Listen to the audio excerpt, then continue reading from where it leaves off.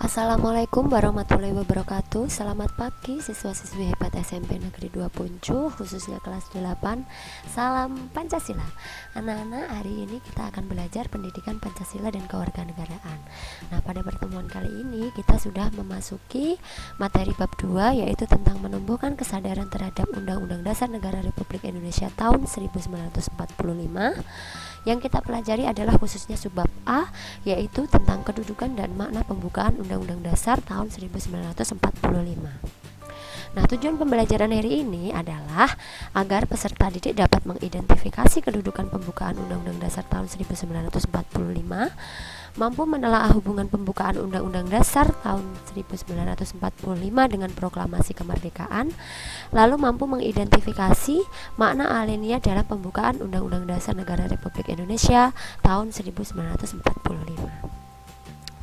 Nah, lingkup materi yang akan dipelajari adalah yang pertama, kedudukan pembukaan Undang-Undang Dasar tahun 1945, lalu hubungan pembukaan dengan proklamasi kemerdekaan. Yang ketiga adalah pembukaan memuat pokok kaidah yang fundamental, dan yang keempat adalah makna alinea pembukaan Undang-Undang Dasar Negara Republik Indonesia tahun 1945. Yang pertama tentang kedudukan pembukaan Undang-Undang Dasar tahun 1945. Nah, kita ingat-ingat lagi, ini materi kelas 7 ya, pada saat kalian kelas 7 semester 1. Ingatkah kalian bagaimana proses perumusan Undang-Undang Dasar tahun 1945? Lalu siapa yang mengesahkan dan bagaimana sistematikanya? Nah, perumusan Undang-Undang Dasar Negara Republik Indonesia tahun 1945 itu dirumuskan pada sidang BPUPKI yang kedua, yaitu pada tanggal 10 sampai 17 Juli tahun 1945, yang prosesnya melalui pembentukan panitia-panitia kecil. Di antaranya adalah panitia hukum dasar pada saat itu yang diketuai oleh Insinyur Soekarno. Secara singkat ya. Kemudian siapa yang mengesahkannya?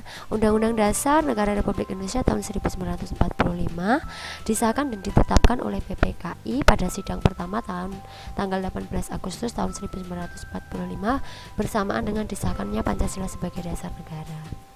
Nah, bagaimana sistematika setelah disahkannya? Sistematikanya adalah berisi tentang pembukaan, batang tubuh, dan juga penjelasan. Batang tubuhnya itu berisi pasal-pasal, yaitu terdiri dari 16 bab, 37 pasal, 4 pasal aturan peralihan, dan 2 ayat aturan tambahan. Dan yang ketiga adalah penjelasan. Nah, langsung masuk Undang-Undang Dasar tahun 1945. Nah, yang pertama kita harus tahu dulu bahwa hukum dasar, sebuah peraturan itu dibagi menjadi 2 jenis. Di antaranya yaitu hukum dasar tertulis dan tidak tertulis. Dan Undang-Undang Dasar tahun 1945 ini termasuk hukum dasar tertulis, ya. Kenapa hukum dasar tertulis? Karena merupakan hukum dasar tertinggi dalam tata urutan peraturan perundang-undangan di Indonesia, dan juga ditulis di dalam sebuah kitab Undang-Undang Dasar Negara Republik Indonesia tahun 1945. Nah, hukum dasar tertulis adalah aturan dasar yang telah ditetapkan dan disepakati dan ditulis serta sah bersifat mengikat. Itu adalah hukum dasar tertulis. Artinya Undang-Undang Dasar 1945 merupakan hukum dasar tertulis. Hukum dasar tidak tertulis adalah aturan dasar yang muncul dan terpelihara dalam praktik penyelenggaraan negara meskipun tidak tertulis atau disebut konvensi. Konvensi itu artinya adalah kebiasaan. Contohnya adalah pidato presiden setiap tanggal 16 Agustus. Itu merupakan sebuah kebiasaan yang tidak ditulis aturannya, seperti itu. Kemudian sistematika Undang-Undang Dasar Negara Republik Indonesia tahun 1945 sebelum amandemen ya terdiri dari pembukaan, batang tubuh, dan penjelasan yang sudah Burani jelaskan di depan tadi. Kemudian setelah amandemen itu terdiri dari pembukaan dengan juga pasal-pasal. Hanya pembukaan dan pasal-pasal. Pasal-pasalnya terdiri dari 21 bab, 73 pasal, dan 170 ayat. Kemudian terdiri 3 pasal aturan peralihan dan 2 pasal aturan tambahan. Jadi sudah lebih banyak dari setelah disahkannya oleh PPKI pada 18 Agustus 1945. Karena apa? Karena mengikuti dinamika perkembangan masyarakat Indonesia. Dan perubahan tentang sistematika Undang-Undang Dasar tahun 1945 ini ditegaskan dalam pasal 2 aturan tambahan.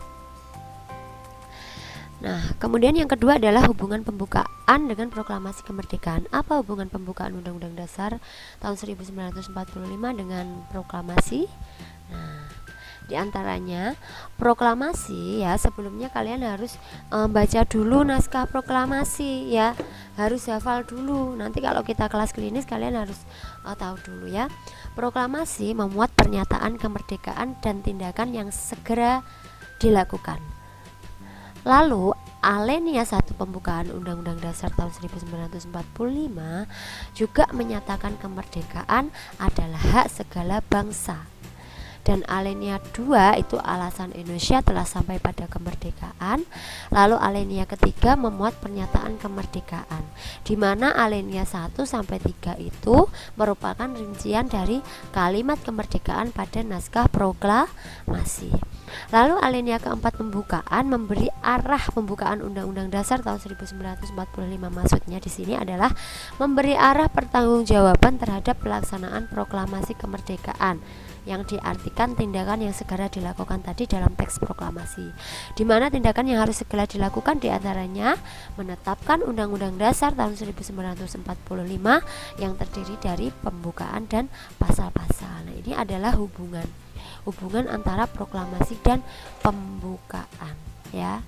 Jadi intinya pembukaan itu merupakan tindakan dari proklamasi kemerdekaan, penjabaran seperti itu. Dan proklamasi dan pembukaan merupakan satu kesatuan yang bulat, di mana makna yang terkandung dalam pembukaan adalah amanat dan pelaksanaan dari proklamasi. Merubah pembukaan sama dengan membubarkan negara, maka pembukaan Undang-Undang Dasar tahun 1945 telah disepakati tidak boleh dirubah. Nah, kemudian pembukaan Undang-Undang Dasar tahun 1945 itu memuat pokok kaidah yang fundamental. Bu Rani sudah berkali-kali bicara bahwa fundamental itu artinya mendasar, pokok kaidah yang mendasar. Ya. Apa maksudnya? Yaitu pembukaan memiliki kedudukan yang lebih tinggi dari pasal-pasal atau disebut stat fundamental norm. Ya. Pancasila juga disebut dengan stat fundamental norm. Ya, karena Pancasila termuat di dalam pembukaan Undang-Undang Dasar tahun 1945 alinea keempat, di mana kedudukannya adalah sebagai dasar negara. Kita lanjutkan, yaitu merupakan kaidah negara yang fundamental. Pasal-pasalnya merupakan penjabaran dari pembukaan Undang-Undang Dasar tahun 1945. Pokok kaidah fundamental yang ada di pembukaan Undang-Undang Dasar tahun 1945 antara lain, pokok pikiran diwujudkan dalam pasal-pasal, pengakuan kemerdekaan adalah hak segala bangsa, cita-cita nasional yang termuat dalam alinea kedua pembukaan, dan tujuan negara, tujuan nasional Indonesia yang termuat dalam alinea keempat pembukaan, lalu kedaulatan rakyat, ya, dasar negara Pancasila. Ini adalah pokok kaidah fundamental yang termuat dalam pembukaan Undang-Undang Dasar tahun 1945. Nah, pembukaan Undang-Undang Dasar tahun 1945 sebagai pokok kaidah negara yang fundamental itu bersifat kuat, tetap, dan tidak dapat dirubah karena telah ditetapkan oleh para pendiri bangsa terdahulu, ya, yang sudah mewakili rakyat Indonesia. Nah, Undang-Undang Dasar tahun 1945 merupakan hukum dasar tertinggi di Indonesia. Pembukaan menjadi cita-cita dan sumber motivasi. Pembukaan Undang-Undang Dasar tahun 1945 memiliki nilai yang universal, umum, ya, universal itu umum, dan lestari. Lestari itu artinya tetap ada. Nah, universal yaitu menjunjung tinggi hak asasi manusia. Lestari yaitu mampu mengikuti perubahan masyarakat dan tetap menjadi landasan perjuangan bangsa. Nah, kemudian alasan pembukaan Undang-Undang Dasar tahun 1945 merupakan pokok kaidah negara yang fundamental, diantaranya Indonesia mampu menerima perkembangan selama bangsa menjiwai dan memegang teguh Pancasila dan Undang-Undang Dasar tahun 1945. Ini tahunnya kepotong ya. Nah, Selanjutnya yang lingkup materi yang terakhir adalah makna alinea pembukaan Undang-Undang Dasar tahun 1945. Alinea yang pertama ya, kalian harus hafal naskah pembukaan Undang-Undang Dasar tahun 1945 dulu biar tahu maknanya. Alinea pertama berisi pernyataan menegakkan kemerdekaan dan menentang penjajahan. Kemudian berisi tentang bahwa kemerdekaan adalah hak asasi manusia, menentang penjajahan di Indonesia dan juga dunia karena menimbulkan kesengsaraan dan ketidakadilan. Berisi latar belakang perjuangan bangsa Indonesia untuk terlepas dari penjajah yang sudah sekian lama menderita. Alinea kedua berisi perjuangan bangsa Indonesia telah mencapai tingkat yang menentukan, ya sudah sampai puncaknya perjuangannya. Nah, momentum ini harus dimanfaatkan, harus dimanfaatkan, ya. Kemerdekaan harus diisi dengan mewujudkan negara yang merdeka, bersatu, berdaulat, adil dan makmur. Artinya, alinea kedua ini merupakan pernyataan kemerdekaan, momentum, ya. Kemudian juga berisi cita-cita nasional, yaitu mewujudkan masyarakat yang merdeka, bersatu, berdaulat, adil dan makmur. Merdeka artinya bebas, bersatu artinya menjunjung tinggi persatuan, berdaulat, adil dan makmur. Bisa dibaca bukunya sendiri ya, yaitu ada di halaman 33. Kemudian makna alinea ketiga yaitu berisi kemerdekaan bangsa Indonesia adalah berkat rahmat Tuhan Yang Maha Esa. Hal ini mempertegas bahwa bangsa Indonesia itu mengakui dan percaya adanya Tuhan Yang Maha Esa. Kemudian secara tegas menyatakan kemerdekaan Indonesia. Merdeka berarti bebas dari segala bentuk penindasan dan bebas menentukan nasib sendiri. Kemudian perjuangan dan tekad yang kuat serta keyakinan terhadap Tuhan Yang Maha Esa membawa bangsa Indonesia mencapai kemerdekaan. Lalu alinea keempat itu memuat prinsip-prinsip negara Indonesia, diantaranya memuat tujuan negara, ya, yaitu melindungi segenap bangsa dan seluruh tumpah darah Indonesia, memajukan kesejahteraan umum, mencerdaskan kehidupan bangsa dan ikut melaksanakan ketertiban dunia berdasarkan kemerdekaan, perdamaian abadi dan keadilan sosial.